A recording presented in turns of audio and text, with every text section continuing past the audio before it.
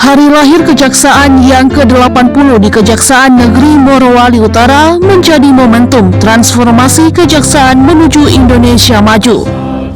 Kepala Kejaksaan Negeri Kabupaten Morowali Utara, Mahmuddin Mahan SHMH, dalam keterangan pers mengatakan, sejak berdirinya Kejaksaan Negeri Morowali Utara, pihaknya telah berhasil mengungkap sejumlah kasus korupsi serta kasus lainnya.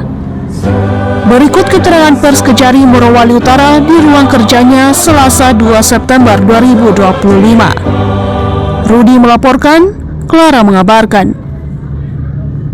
Terkait hari ulang tahun Kejaksaan Republik Indonesia yang ke-80, ini tentunya kita harus melihat dulu sejarah. Bahwa HBA kita peringati selama ini setiap tanggal 22 Juli setiap tahun, dan tanggal 22 Juli itu merupakan hari lahirnya keputusan Presiden nomor 204 tahun 1960, kemudian diimplementasikan dalam Undang-Undang nomor 15 tahun 61. Tetapi sejarah itu tidak bisa kita tinggalkan. Dengan pemimpinan Jaksa Agung kita, Bapak Profesor Dr. S.T. Burhanuddin SHMH, beliau menggali kembali apakah benar Kejaksaan itu lahir tanggal 22 Juli.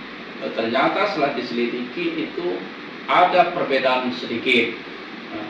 Tentunya yang pertama, Jaksa Agung Republik Indonesia dilantik pada tanggal 2 September 1945, yaitu 16 hari setelah kita merdeka. Nah, tonggak sejarah itulah setelah kita kaji kembali, maka ditetapkan bahwa tanggal 2 September 1945 yaitu hari lahir Kejaksaan berdasarkan keputusan Jaksa Agung nomor 196 tahun 2023. Terkait dengan lahirnya Kejaksaan Negeri Morowali Utara, tentunya juga tidak terlepas dari berdirinya cabang Kejaksaan Negeri Poso tahun 1981, dan sudah mengalami 3 kali perubahan. Yang pertama di tahun 81 bernama cabang Kejaksaan Negeri Poso yang berada di Konondale, kemudian tahun 2003 cabang Kejaksaan Bungku yang berada di Konondale, dan tahun 2013 menjadi cabang Kejaksaan Negeri cabang Kejaksaan Negeri Konondale yang berada di Konondale. Kemudian berdasarkan Perpres nomor 22 tahun 2004 tanggal 12 Februari 2004 ditingkatkan dari cabang Kejaksaan Negeri menjadi Kejaksaan Negeri Morowali Utara.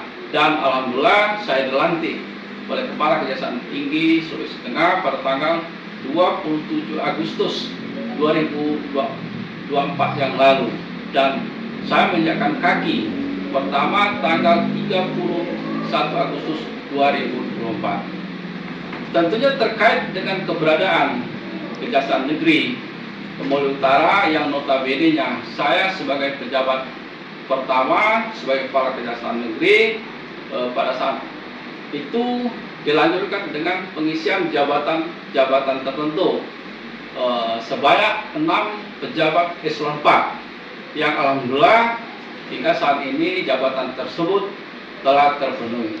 Terkait dengan kinerja Kejaksaan Negeri Morowali Utara, itu ada dibagi 6 kepala seksi dengan tugas dan tanggung jawab masing-masing.